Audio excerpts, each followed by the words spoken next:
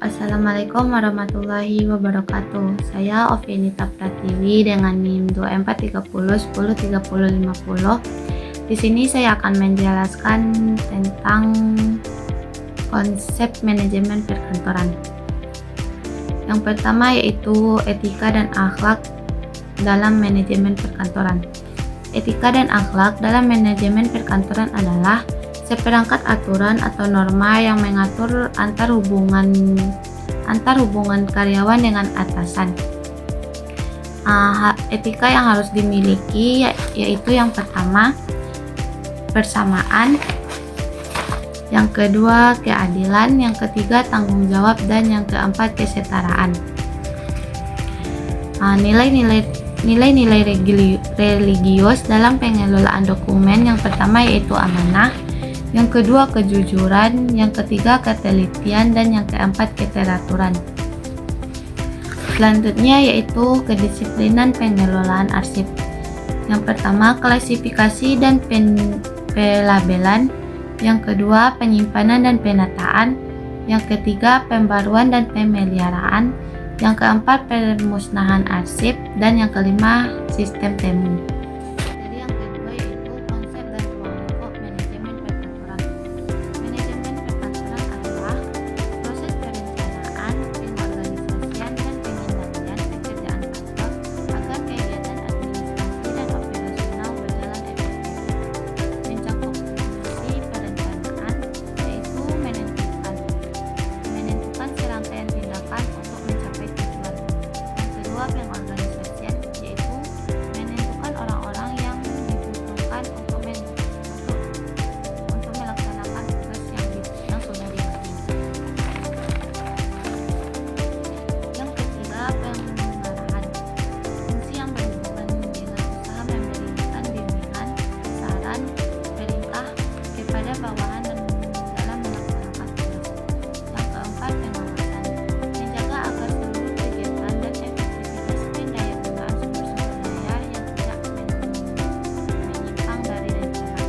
Lingkup manajemen perkantoran yaitu yang pertama ruang perkantoran, yang kedua komunikasi, yang ketiga pegawai kantor, yang keempat perabotan dan perlengkapan kantor, yang kelima peralatan dan mesin kantor, yang keenam perbekalan, yang ketujuh metode kerja, yang kedelapan pengawasan pejabat pelaksana. Prinsip-prinsip dari manajemen perkantoran yaitu pembagian kerja, wewenang dan tanggung jawab, disiplin, kesatuan perintah, kesatuan pengarah, pembagian upah yang adil, pemusatan, hierarki, tata tertib, dan keadilan. Tujuan dari manajemen perkantoran itu sendiri yang pertama yaitu mencapai hasil pekerjaan secara efektif dan efisien. Yang kedua, proses pekerjaan kantor berjalan dengan lancar. Yang ketiga, pengawasan pekerjaan kantor efektif dan efisien. Yang kelima, terciptanya suasana kantor yang harmonis.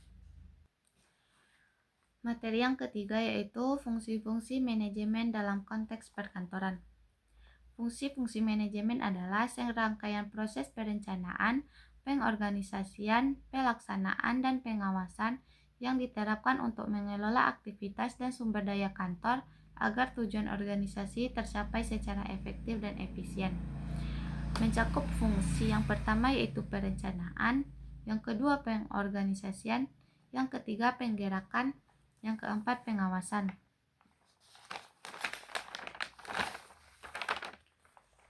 Manajemen perkantoran modern merupakan suatu pendekatan dalam pengelolaan kantor yang menekankan pada efisiensi, efektivitas, dan adaptabilitas terhadap perkembangan teknologi serta dinamika lingkungan kerja.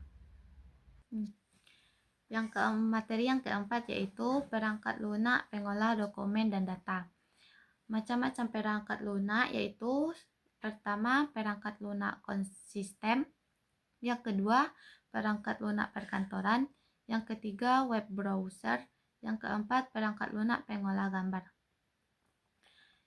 Yang termasuk dalam perangkat lunak pengolah dokumen dan data yaitu yang pertama input, yang kedua data processing, yang ketiga output, yang keempat word perfect, yang kelima Oracle Database, yang keenam Abasus, yang ketujuh OpenOfficeCAD, yang kedelapan Google Sheet. Selanjutnya yaitu manfaat perangkat lunak, meningkatkan efisiensi kerja. Yang kedua, mengurangi kesalahan manual. Yang ketiga, memudahkan akses dan pengolahan data. Yang keempat, mendukung pengambilan keputusan. Yang kelima, meningkatkan kolaborasi dan komunikasi. Materi yang kelima yaitu sistem arsip digital dan manajemen berbasis data. Sistem arsip digital adalah suatu mekanisme pengolahan dokumen dan informasi yang dilakukan dalam bentuk elektronik. Manajemen berbasis data atau DBMS merupakan satu elemen dalam sistem database. DBSM adalah perangkat lunak yang memberi fasilitas yang tersedia dan dapat digunakan untuk fungsi pengaturan terhadap semua operasi yang terjadi pada sistem database.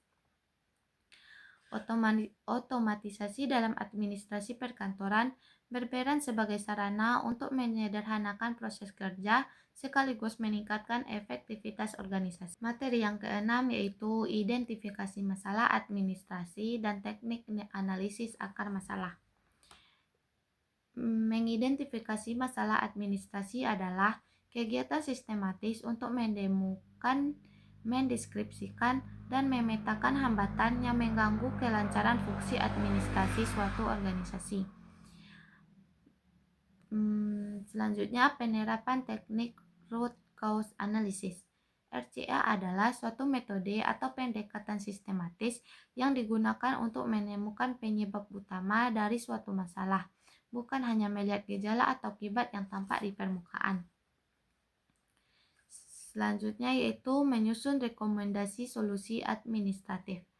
Rekomendasi ini harus disusun berdasarkan hasil analisis yang objektif dan menyasar langsung pada penyebab utama dari masalah yang dihadapi.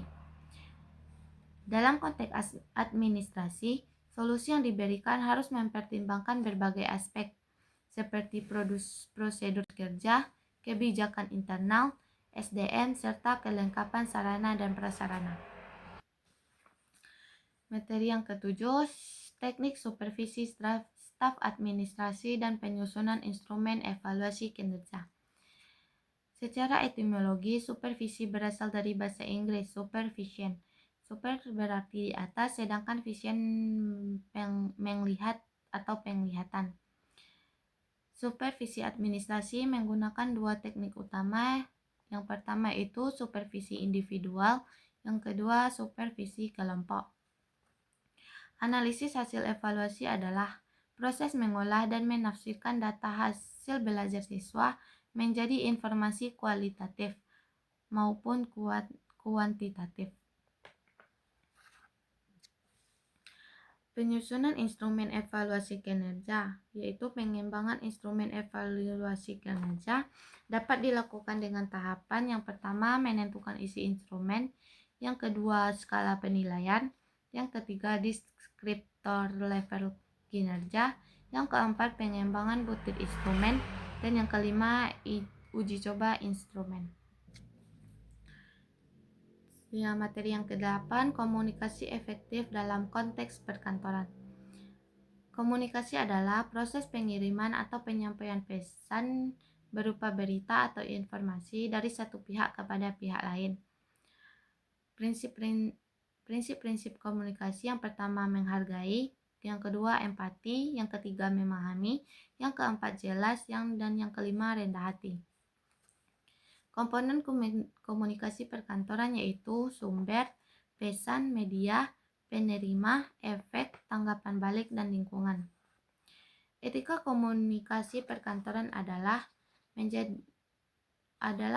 hal terpenting dalam menjalin hubungan yang baik antar pribadi, organisasi maupun hubungan terhadap pelayanan perusahaan.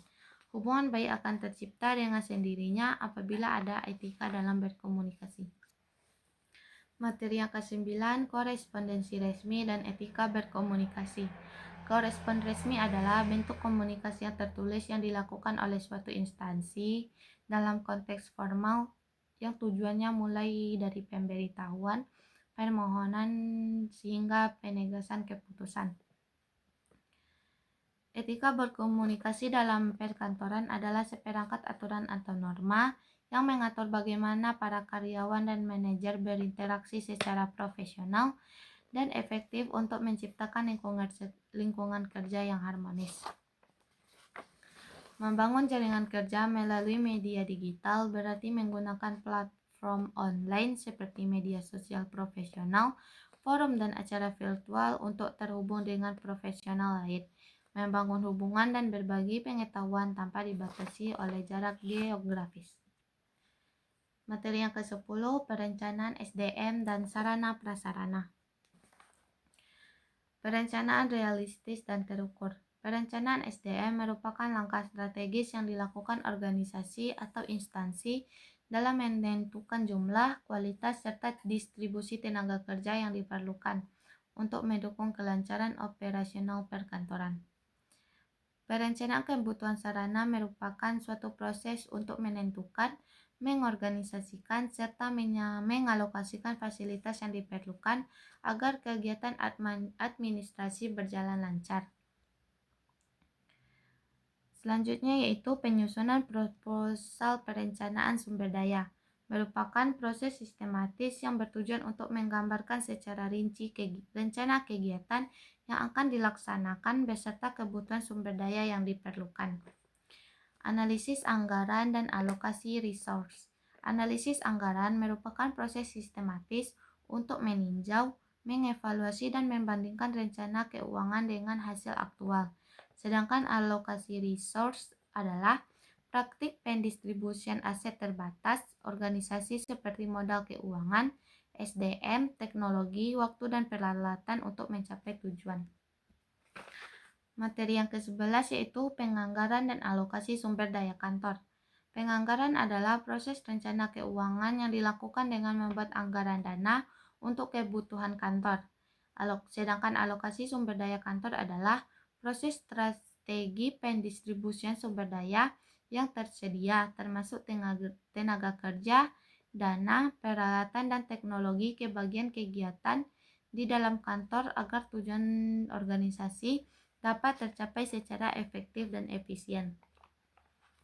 Penyusunan SOP administrasi perkantoran adalah panduan tertulis berisi langkah-langkah sistematis untuk melaksanakan suatu pekerjaan. Mencakup tahapan yang pertama persiapan, yang kedua penilaian kebutuhan, yang ketiga pengembangan SOP, yang keempat penetapan SOP, yang kelima penerapan, yang keenam monitoring dan evaluasi. Materi yang ke-12 yaitu tren teknologi terkini dalam manajemen perkantoran. Teknologi dalam manajemen perkantoran adalah pemanfaatan perangkat keras, lunak, dan jaringan komunikasi untuk mendukung kegiatan administratif, operasional, dan pengambilan keputusan dalam organisasi. Tren teknologi dalam manajemen perkantoran mencakup yang pertama e-office, yang kedua digitalisasi dokumen, yang ketiga cloud computing, yang keempat artificial intelligence, yang kelima manajemen security, yang keenam sustainability dan green office practice, yang ketujuh penggunaan ruang kerja fleksibel. Sekian, wassalamualaikum warahmatullahi wabarakatuh.